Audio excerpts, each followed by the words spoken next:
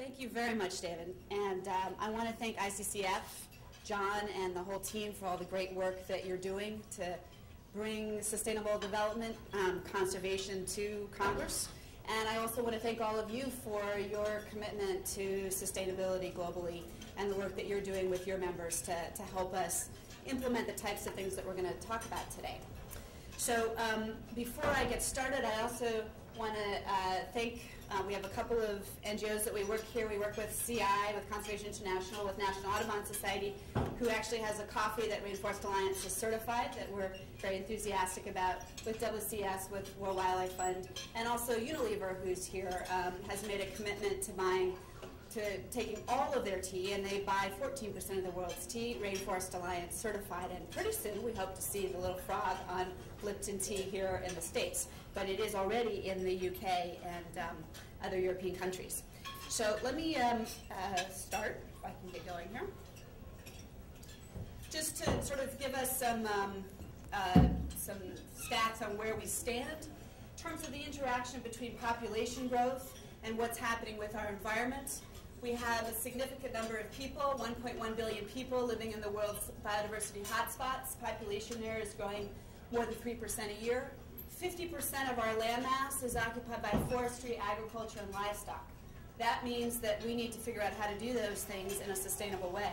Half of our forests have been cleared to date. 25% of the world's mammals and 11% of the bird species are at risk of extinction. 70% of deforestation is due to agricultural conversion. And it also, agriculture is threatening more than half of the world's protected areas. So coffee, being one of, being the second most traded commodity in the world after oil, being a source of income for more than 25 million small producers, and being a critical crop in most developing countries with high biodiversity, is a really key area in which to focus in order to ensure that we continue to have sustainable sustainability in terms of wildlife and people. And if we look at sort of focusing on protected areas, that's an incredibly important part of all of our strategies, but we need to really work in the working landscape as well in order to have long-term impact. So Rainforest Alliance, we're an international nonprofit. We work in 60 countries to conserve biodiversity and ensure sustainable livelihoods. We work in forestry, agriculture, and tourism. And I'll skip through this. And we work in forestry. We have certified about more than 100 million acres in more than 60 countries to the Forest Stewardship Council standard, which is the global standard for sustainable forestry. In that arena, we work with the Home Depots and IKEAs and Lowe's of the world, Gibson Guitar, coal companies as well. And in agriculture, we've certified about 1.3% of the world's coffee, 15% of the world's bananas. I think we're up to about 2% of the world's tea. And we work in flowers and a whole lot of other areas. And we also work on sustainable tourism. Various partners, and we'll talk a little bit about Global Environmental Facility and USAID later, and all kinds of industry partners and NGO partners. So, Rainforest Alliance certifies sustainable practices. What does that mean exactly? So in the sustainability certification program, you have broad principles that cover everything that happens out on the field. So wildlife, ecosystem, soil, water, waste, chemicals, fair treatment for workers, community relations, etc. Under those broad principles, you have 200 criteria on how, more or less, on how you do sustainable coffee management, or sustainable forest management, or sustainable banana management. And the farmers are responsible for implementing that program. Our auditors go out annually to the farms to assess against those 200 different criteria. So they do an initial assessment. The farm meets the assessment. There'll probably be some things they have to fix over the life of the certificate. And we go back and audit annually and give them a certificate, the Rainforest Alliance seal or the Forest Stewardship Council seal that they can use. We will do surprise audits, which we have done if we hear that there's problems out in the field. So in these 60 countries where we work, we have biologists, trained agronomists, foresters, people trained in indigenous issues, land tenure issues, who are out there on an annual basis or more often checking on the sustainable practices of the farm or forest operation. Now, you can't read this, so my apologies, but just to give you a sense of coffee, focusing on coffee, what does it mean actually to have those principles and those indicators? What is the difference between a Rainforest Alliance certified farm that Audubon, for example, is getting its coffee from, or a non-certified farm? So common problems on non-certified farms is a lack of tree cover, soil erosion, lack of protection of wildlife, deforestation down to the water's edge, dumping of waste into the water. Those are all issues that the Rainforest Alliance certification tackles. We require, can we close that door back there? Somebody? Thank you. Thanks. We require that there's reforestation, so this actually fits into, we're developing a plan around carbon coffee, around the impact to do with climate change. But we require a certain number of trees and types of trees on Rainforest Alliance certified coffee in key areas. We require that certain areas be set aside for no harvesting. We require inventories of wildlife. So, for example, in Colombia, the Colombian farmers have identified all the migratory birds that we see up here. They go to winter in Colombia. They're staying in these coffee forests. And if we cut down the forest that the coffee is in, those migratory birds are going to lose their habitat down the south, and we will see few of them up here, as an example.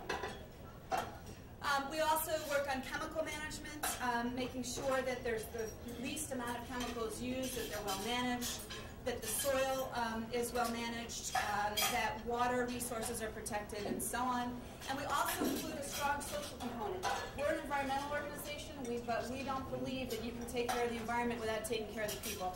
You need to comply with international labor conventions. On Rainforest Alliance farms, you need to pay benefits to seasonal workers. You need to have decent housing. When you go on most coffee farms, one of the biggest problems is that the seasonal workers are not well taken care of. They have no health, they have no food, they have no housing. Those are the types of things that we're looking at.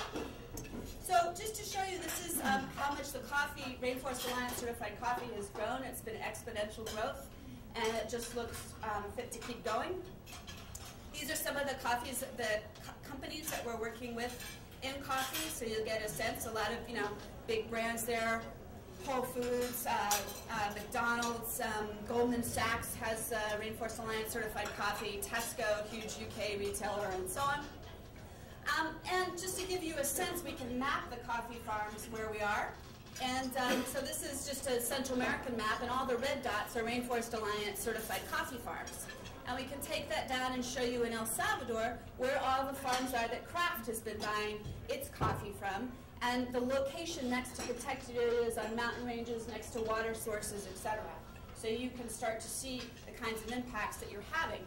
We also want to take this technology to get to a place where people can, consumers can actually get into and see pictures of the farms themselves, the direct farms, and what kind of environmental and social issues are going on there. So these are just examples of some of the wildlife that have been shot by cameras on Rainforest. We don't allow hunting. On Rainforest Alliance certified farms, a warbler in a coffee farm in El Salvador, that's a migratory bird, baboons in Ethiopia, squirrel monkey in Brazil, and a black-cheeked woodpecker on a banana farm, actually, in the Caribbean. Just wanted to show you some pictures of what it means to be certified versus uncertified. So this is full sun coffee, and this is coffee that's grown under the shade of the canopy. This is sort of how people are disposing of their waste on an uncertified farm. These are the types of water sources that we're working to protect uncertified farms. This is chemical storage before Rainforest Alliance certification, and that's chemical storage afterwards. This is something that you see very often, and kids, in all cultures, it's okay for kids to help the families out at harvest time and so on, but you want kids to be in school for the most part. You don't want them lugging around huge, heavy bags. You don't want them working on heavy machinery as a young child or exposed to chemicals as a young child. So those are the types of things that we look at as well. So just to give you an example of a couple of projects that you all have been instrumental in funding to see what kind of payback you've gotten.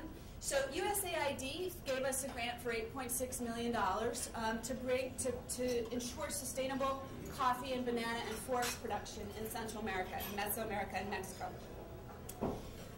In order to, with that fund, we recruited about $40 million invested by companies such as Chiquita, Kraft, Nespresso, Gibson, Caribou, actually, in that project.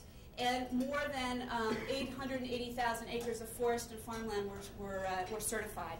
And that resulted in a whole lot of product being sold out of that area. So a significant leverage commitment there.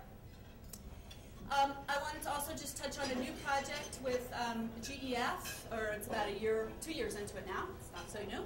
A 7-year, $12 million grant with a goal of certifying 10% of the world's coffee from these biodiverse areas in Colombia, Guatemala, Honduras, El Salvador, Peru, and Brazil. Caribou, again, is a key partner in this, along with other coffee companies. And there we're ensuring, again, sustainable practices on the ground, helping to protect wildlife, helping to ensure good working conditions, and so on. And it is the commitment by these companies that are purchasing coffee that's helping us make these changes. So just to give you an example of what this means in Colombia, concretely in a country, producers there are receiving about a 25-cent a pound premium from Rainforest Alliance, which totaled about almost $1.6 million in 2006. We need to get the latest update in premium to the farmers. They saw increases of productivity of up to 20% consistently across their farms. So by putting in place these better management systems, they're actually producing more coffee, which brings them more money. So it's a virtuous circle. And they're seeing more species, et cetera, on the farms. Water treatment technology has been installed. Social security and good housing. This is new housing that's being built for the workers and so on. And the federation, the big producers group, is so enamored of this that they're committed to tripling the production of certified coffee in 3 years. Give you an example of another mainstream coffee. Kraft buys 10% of the world's coffee. They and Nestle battle it out for the 2 biggest coffee buyers. And they are fully committed to Rainforest Alliance. Coffee, as you can see, they've been increasing the amount they buy every year. They're up to 42 million pounds this past year. And they're putting their product all throughout the world with the Rainforest Alliance seal. Here in the U.S., it's UBAM coffee. And in the UK, it's Kengo, and a variety of different countries. So to give you an example, sort of trace this through. So Kraft sells coffee to McDonald's in the UK. McDonald's went for Rainforest Alliance certified coffee. This is a farm that is selling to Kraft, who is selling to McDonald's. So I'll just show you what's happening for each of them. So this farm gets certified. As a result, as a requirement of the certification, they had to refurbish the worker housing for about 142 people. They developed a new health center. They increased their investment in health and safety training. They did a new sewage treatment facility, and they reduced their use of chemical fertilizers. It required about, this is a very large farm, it required about $132,000 invested in farm improvements. They got a 10% increase in their price due to their contract with Kraft. And Kraft is selling it now to McDonald's. McDonald's in the UK, through using Rainforest Alliance certified coffee, has seen their sales go up by 14%, unit sales go up by 14%, and their coffee sales up by 23%. And they're getting very good feedback from their consumers. So again, just to show you how this can work throughout the whole cycle. And Sam's Choice, just to show you that you could also take this across this. I know Walmart's a member of the ICCF, so Sam's Choice has also got a Rainforest Alliance spread, so we can show that we're mainstream with this.